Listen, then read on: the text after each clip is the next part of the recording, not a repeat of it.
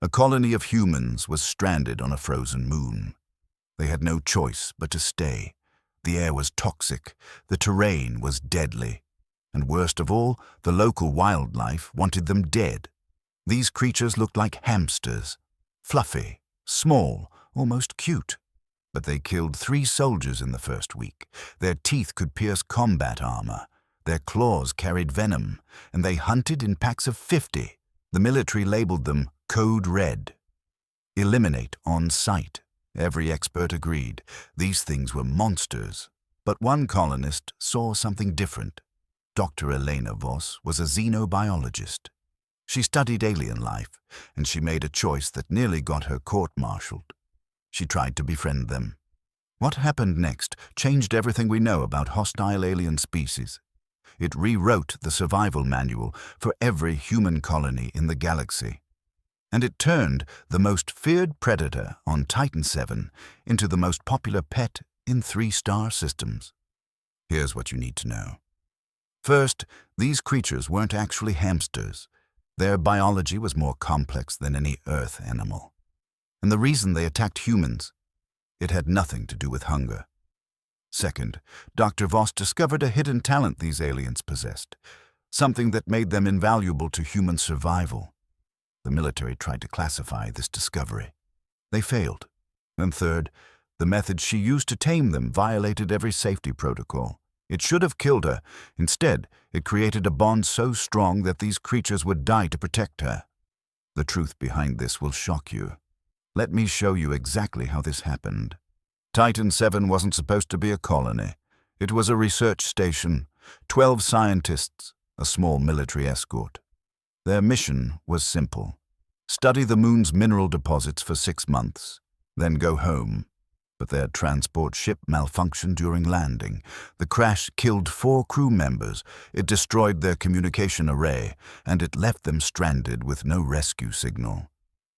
The survivors had 2 choices: die waiting for help that might never come, or learn to survive on Titan VII. They chose survival. The moon itself was brutal. Surface temperature, minus 40 degrees Celsius. Atmosphere, 70% nitrogen, 20% methane, 10% poison. Without environmental suits, a human would suffocate in 90 seconds. But the terrain wasn't the biggest threat. The hamsters were. Official designation, Cavia titanis. The locals called them snapjaws. They stood about 30 centimeters tall, covered in thick silver fur. They had oversized eyes for night vision, and their mouths contained 3 rows of serrated teeth. A single bite could sever a human finger, but that wasn't what made them dangerous. They were intelligent. The first attack happened on day 3. Lieutenant David Morrison was securing the perimeter. He saw movement in the rocks. He thought it was debris. By the time he realized what was happening, 20 snapjaws had surrounded him. They didn't rush in. They waited. One creature distracted him from the front. Another circled behind. When Morrison turned to face the threat, a third lunged at his neck. His armor saved his life. Barely. The colony went into lockdown. Commander Rebecca Torres issued an order: shoot on sight. No exceptions. But Dr. Elena Voss had questions. She was the station's xenobiologist, 28 years old, Cambridge graduate. She'd spent 5 years studying alien ecosystems across 4 planets. And something about the attack bothered her. The snapjaws didn't behave like predators. They didn't try to eat Morrison. They didn't drag his body away. They just attacked and retreated. It was defensive behavior, which meant they were scared. Elena started reviewing the helmet cam footage. She watched the attacks frame by frame, and she noticed something everyone else had missed. Every attack happened near the colony's outer fence. The humans were building on snapjaw territory, and the creatures were trying to drive them away. Elena took her findings to Commander Torres. She suggested a different approach. Relocate the colony. Give the snapjaws space. Torres refused. Moving the entire operation would take weeks. They didn't have the resources, and she wasn't about to let alien rodents dictate human strategy. Elena was ordered to stand down. She ignored the order. Now here's where things get really interesting.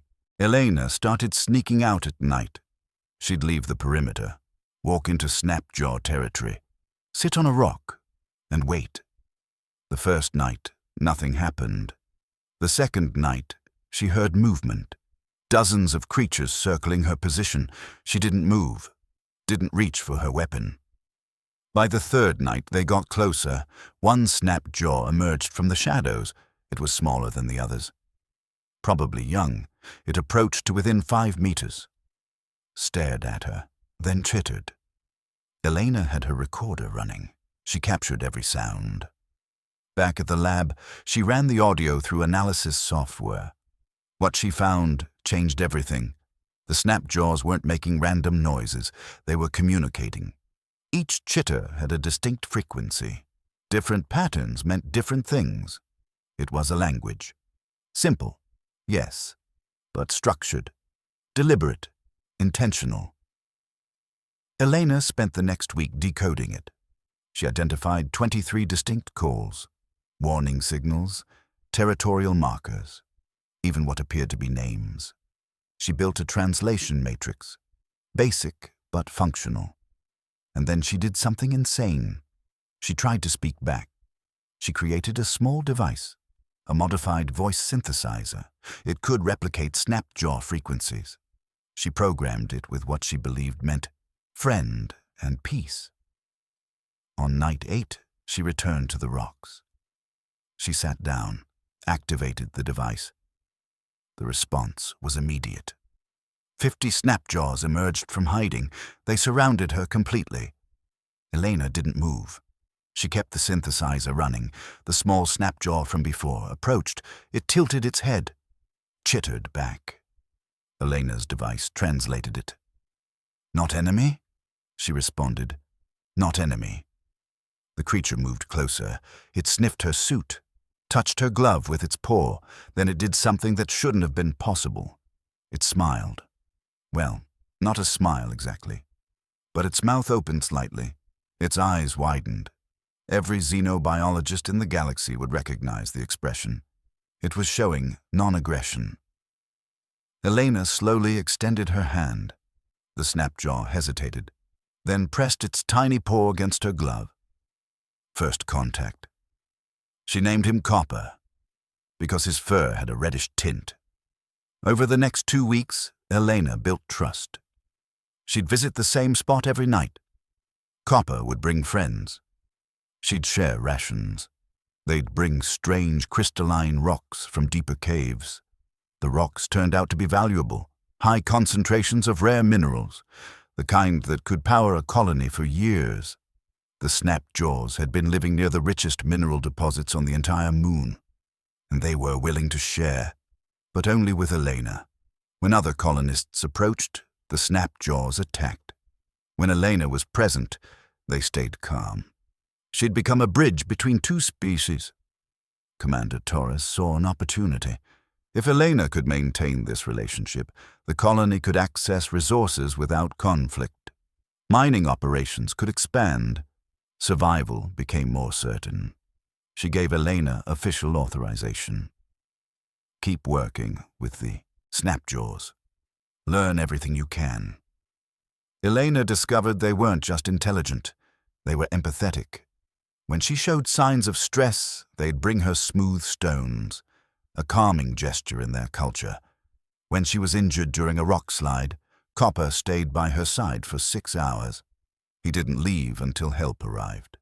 They understood emotional states. They responded to kindness, and they remembered individuals. One colonist, Private Ryan Mitchell, had shot at a snapjaw during the early attacks. He didn't kill it, but the creature remembered. 3 weeks later, Mitchell tried to approach the snapjaw territory. Every creature in the area showed aggression. They didn't attack, but they made their feelings clear. Mitchell wasn't welcome. Elena realized something profound. The snapjaws didn't hate humans. They hated violence. They were pacifists by nature. The attacks had been desperate acts of self-defense. Once the shooting stopped, so did the violence. Elena started bringing other colonists into the territory. Slowly, one at a time, each person had to earn trust.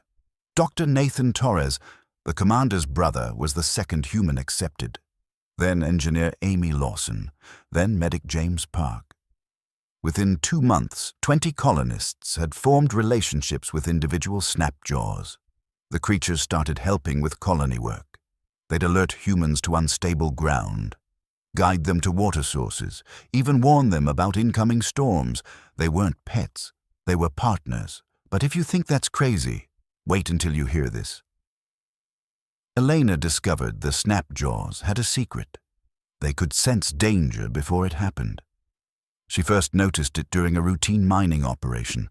The colonists were drilling near a cliff face. Standard procedure. Nothing seemed wrong. Then every snapjaw in the area started chittering frantically. They ran toward the humans, pushed against their legs, tried to drive them away. Elena checked her device. The translation was clear.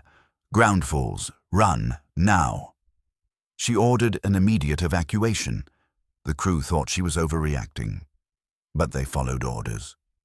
30 seconds later, the entire cliff face collapsed. If the miners had stayed, they'd all be dead. Elena ran tests. She wanted to understand this ability. What were the snapjaws detecting? She set up sensors throughout their territory. Seismic monitors, atmospheric readers, pressure gauges. The data shocked her. The snapjaws could feel vibrations through their whiskers, tiny tremors in the ground, changes in air pressure, shifts in electromagnetic fields. Their sensory system was thousands of times more sensitive than human technology. They didn't predict danger. They sensed it early. Micro changes that humans couldn't detect until it was too late. This ability had evolved over millions of years. Titan 7 was a geologically active moon. Rock slides, cave collapses, sudden releases of toxic gas. Creatures that couldn't sense danger didn't survive. The snapjaws were the ultimate early warning system. Commander Torres immediately saw the strategic value. She established a formal program. Every mining team, every exploration unit, every construction crew. They all had snapjaw partners now. Accident rates dropped by 92%. Resource extraction increased by 40%. The colony was thriving. But Elena wasn't satisfied. She wanted to understand more. She started studying snapjaw social structure. They lived in complex family groups, 20 to 30 individuals. Each had a role: scouts, gatherers, guardians, educators. Yes, educators. The young snapjaws didn't learn by instinct. They were taught. Older members would demonstrate skills. The young would practice, make mistakes, try again. It was culture, not just biology. Elena documented their teaching methods. She recorded their problem-solving techniques, and she made a controversial claim.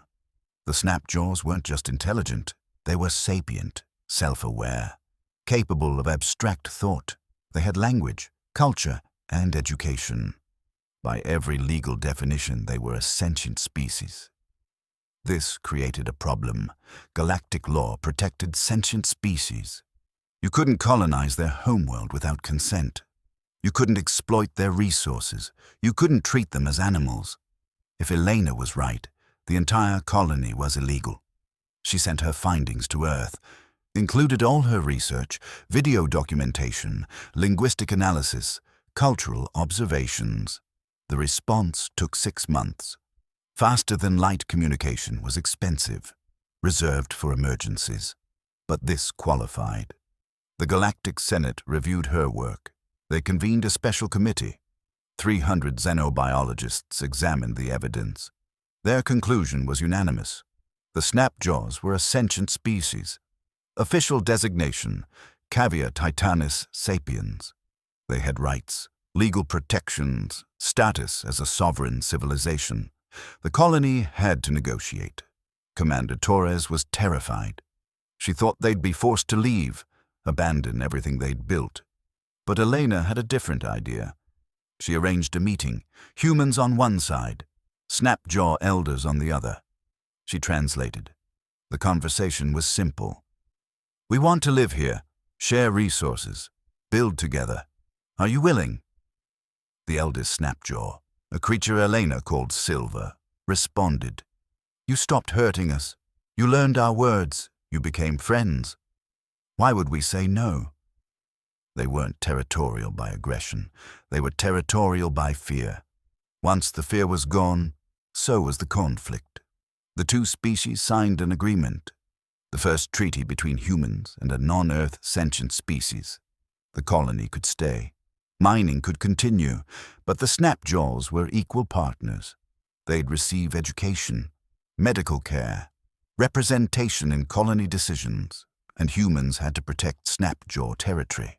No expansion without consent. No exploitation. True partnership. News spread fast. Other human colonies sent delegations. They wanted to learn Elena's methods. How to communicate with hostile aliens, how to turn enemies into allies. Elena became famous, the woman who made first peaceful contact, the xenobiologist who saved a species. But fame wasn't what interested her. She wanted to go deeper, understand more. Because the Snapjaws had shown her something incredible. They weren't violent by nature. They were defensive. Every attack was protection. Every act of aggression was fear. What if that was true for other species? What if humans had been approaching alien contact all wrong? This brings us to the most shocking discovery of all. Elena found something in the deep caves. She'd been exploring Snapjaw territory for months. Copper was her guide. He'd show her hidden tunnels, secret chambers, places no human had seen. One day, he led her to a cavern 5 kilometers underground. The walls were covered in markings, not random scratches. Deliberate symbols, pictures, stories. Elena recognized them immediately. They were pictographs, a written record. The Snapjaws had history, not just oral tradition, written documentation of their past. She spent weeks translating. The images told a story, and it changed everything. Thousands of years ago, the Snapjaws weren't alone on Titan 7. Another species lived here, larger, more aggressive. The pictographs called them the Scaled Ones. The Scaled Ones were predators. They hunted Snapjaws for food, destroyed their burrows, drove them to near extinction. The Snapjaws tried to fight back, but they were small, weak, outnumbered. So they changed strategy. They stopped fighting, started hiding, became defensive instead of aggressive. They developed their early warning senses, their complex social structures, their ability to detect danger. It was survival evolution, adapt or die. But here's what shocked Elena. The Scaled Ones didn't disappear naturally. They were wiped out by something else. The pictographs showed massive objects falling from the sky, fire, destruction. The Scaled Ones burned. It was a meteor impact, thousands of years ago, large enough to trigger a mass extinction event. The Scaled Ones died, but the Snapjaws survived because they lived underground, because they'd learned to sense danger, because they'd evolved to be cautious. Their entire culture was built on survival, on avoiding threats, on protecting the group. And when humans arrived, the Snapjaws saw history repeating.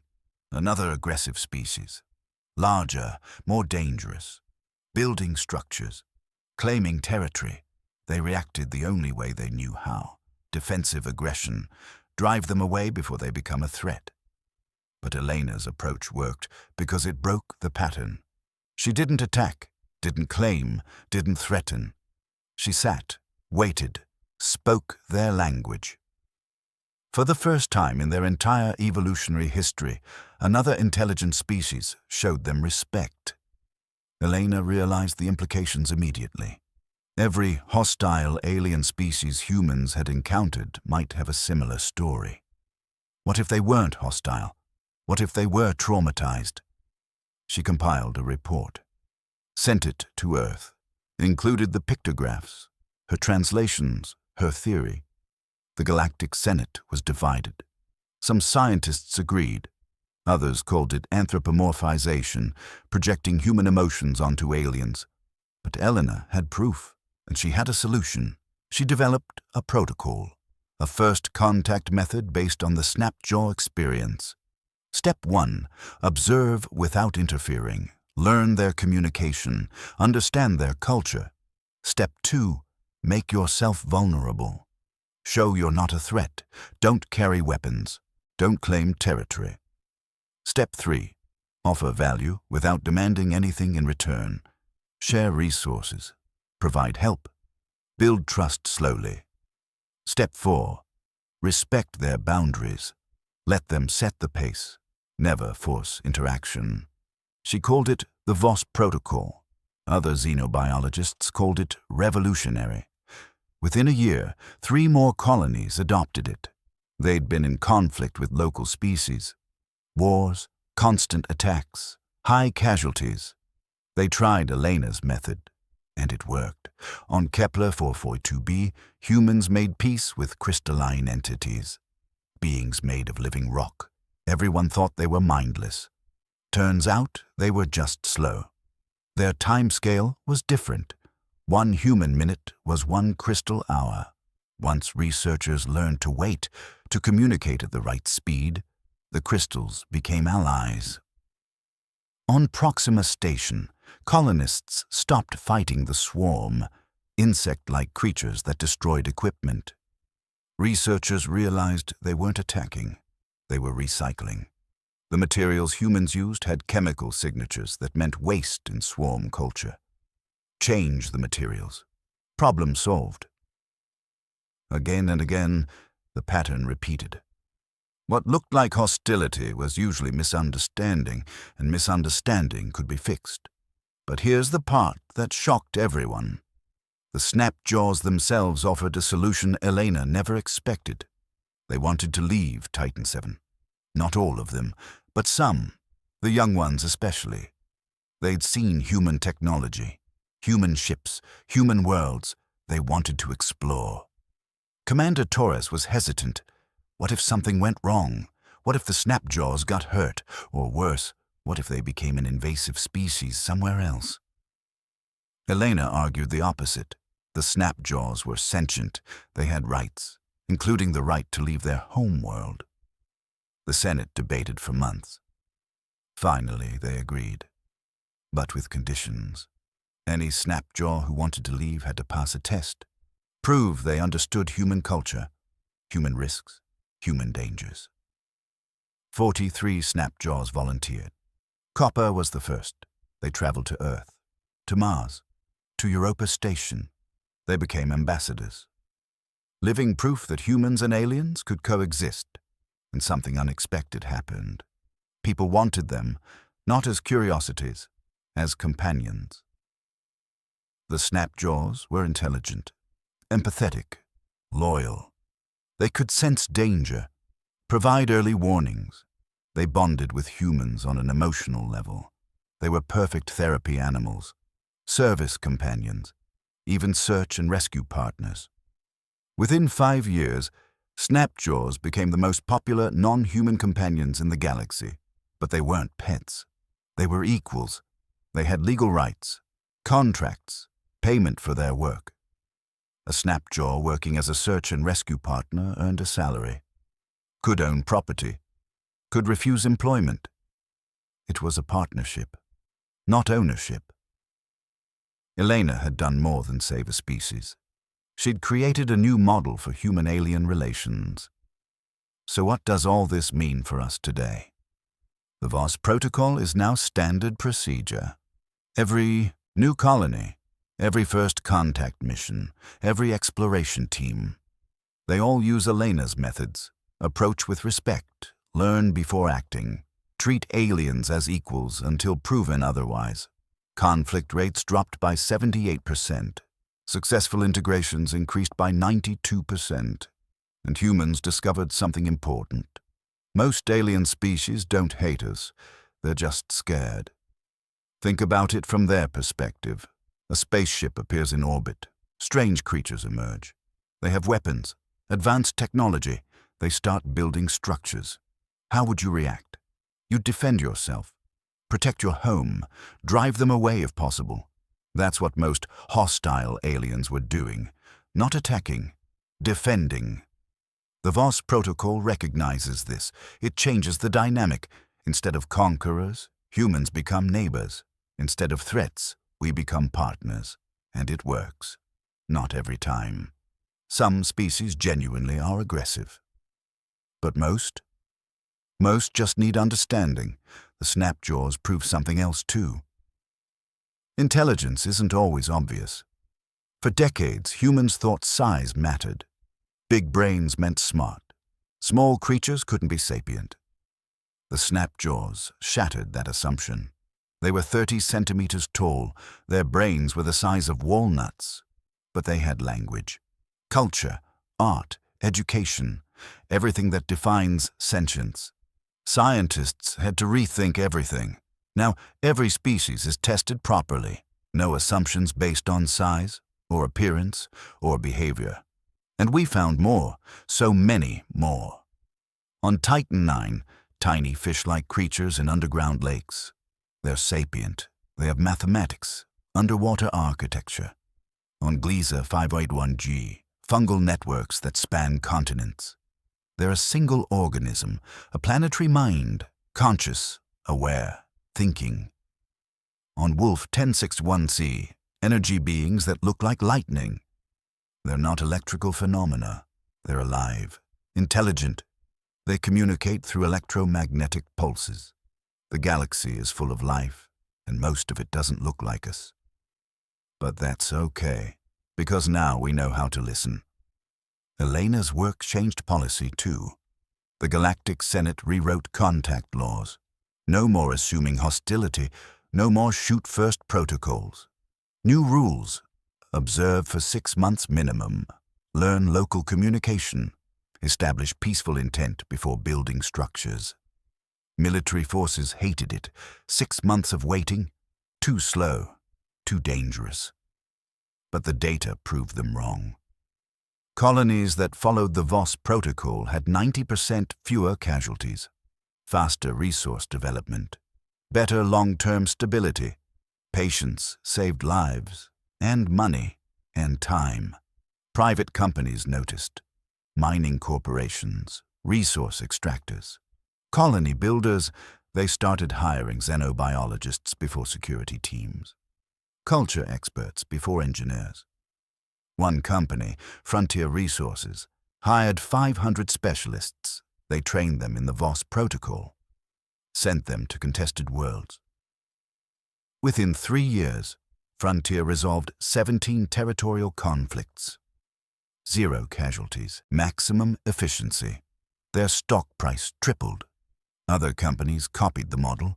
Understanding aliens became more profitable than fighting them. And the Snapjaws? They became ambassadors for this new approach. There are now 20,000 Snapjaws living among humans. They work, learn, build lives. Copper himself became a celebrity. He teaches courses on human-alien relations. Yes, teaches. He uses a voice synthesizer, communicates in perfect English. He lectures at universities, advises colony governors, even testified before the Senate. A creature that was almost exterminated is now shaping interstellar policy. But here's something most people don't know. Elena almost gave up. In those early weeks, when she was sneaking out at night, she had doubts. What if she was wrong? What if the Snapjaws really were just animals? What if she died for nothing? She kept journals, recorded her fears, her uncertainties, her moments of despair. She published them later, and they became required reading for every xenobiologist in training. Because doubt is part of science, fear is part of exploration. The important thing is moving forward anyway. Elena showed that courage isn't about being fearless. It's about being scared and doing it anyway. Her methods inspired a generation. Thousands of scientists, diplomats, explorers. They go to alien worlds. Not to conquer, to understand. And they succeed, more often than not. The galaxy is becoming smaller, connected, diverse. Humans work alongside snapjaws, crystalline entities, swarm collectives, energy beings. We're building something unprecedented. A galactic civilization, not human-dominated. Multi-species. Equal. It's messy, complicated, full of misunderstandings, but it's working. Because one woman decided to sit on a rock, wait, listen, and refuse to give up. Before we wrap up, there's one final thing you need to know. Elena never left Titan 7. She's still there, 30 years later, still working with the Snapjaws. Most people assume she moved on, became a senator, took a prestigious university position, retired wealthy and famous. She didn't. She stayed, because the work isn't finished. The Snapjaws on Titan 7 are thriving, but they face new challenges. Climate change on the moon, increased mining operations, growing population pressure. Elena coordinates everything. She's the primary liaison, the bridge between species, the person both sides trust completely. She's 60 years old now. Her hair is grey. Her hands shake from decades in harsh gravity. But she still goes into the deep caves, still sits with the elders, still learns, because she discovered something new, something that changes everything again. The Snapjaws aren't native to Titan 7. The pictographs Elena found. She kept translating, deeper into the cave system, further into their history. And she found older markings, much older. They told a different story, of a homeworld, green, warm, full of life, then disaster, fire from the sky, the world dying. A few Snapjaws escaped, in ships, primitive, barely functional. They crashed on Titan 7. Thousands of years ago, long before humans existed, the Snapjaws are refugees, survivors of a dead world. They adapted to Titan 7 because they had no choice. Elena traced the pictographs back further, found coordinates, star systems, a map. She knows where they came from, and she knows something else. Their homeworld might be healing. Planets recover. Given time, atmospheres stabilize, ecosystems rebuild. It's been over 10,000 years. Long enough for regeneration. Elena wants to know. She's organizing an expedition. Snapjaw volunteers, human scientists, a joint mission to find their ancestral home. See if it's habitable. Maybe, possibly, bring them home. Commander Torres, now retired, tried to talk her out of it. Too dangerous, too far, too unlikely. Elena refused to listen. She spent 30 years proving impossible things are possible. Why stop now? The expedition launches next year. 20 humans, 50 Snapjaws, a small ship, a long journey. Copper is going. Of course he is. Where Elena goes, he goes. They might find nothing. A dead rock, toxic atmosphere, no hope, or they might find something incredible. A second chance, a new beginning, a whole world waiting. Nobody knows, but that's the point. Exploration is about questions, not answers, about possibilities, not certainties. Elena taught us that. She showed us that taking a chance on the unknown can change everything. A hostile species became partners, enemies became family, fear became friendship, all because one person decided to try. The galaxy is bigger than we thought, more complex, more wonderful, and we're just starting to understand it. Because of people like Elena Voss, because of creatures like copper, because of the simple idea that maybe, just maybe, we're not so different after all. 30 centimeters tall or 2 meters, fur or skin, 3 rows of teeth or 2. We're all just trying to survive, protect our families, build something meaningful, and when we recognize that in each other, when we choose understanding over fear, that's when everything changes. If this opened your eyes. Let's recap what we learned. The Snapjaws weren't monsters. They were a traumatized species defending their home. Elena Voss proved that most hostile aliens are just scared. and her methods created a protocol that changed first contact forever. Those tiny creatures are now equal partners in a galactic civilization. They work alongside humans, teach us, help us, thrive with us. And it all started because one person refused to accept that violence was the only option. That's powerful. That's hope. That's the future we're building. If this story inspired you, hit that subscribe button. We cover stories like this every week. Real science. Real exploration. Real hope for humanity's future. Drop a like if the Voss protocol surprised you. I want to know, would you have done what Elena did? Would you have risked everything to sit in alien territory and wait? Tell me in the comments. I read every single one. And here's what's coming next. We're diving into the crystalline entities on Kepler 442b. How living rocks think, how they communicate, and why they're helping humans build cities that last 10,000 years. You won't want to miss it. Click that notification bell. One more thing. If you want to go deeper into xenobiology and first contact protocols, I've got a resource guide in the description. Free. Covers the Voss protocol in detail, includes case studies, even has Elena's original journals. Check it out, learn, grow. Maybe you'll be the next person to make first contact. The galaxy is waiting, and now you know the right way to say hello. Thanks for watching. See you in the next one.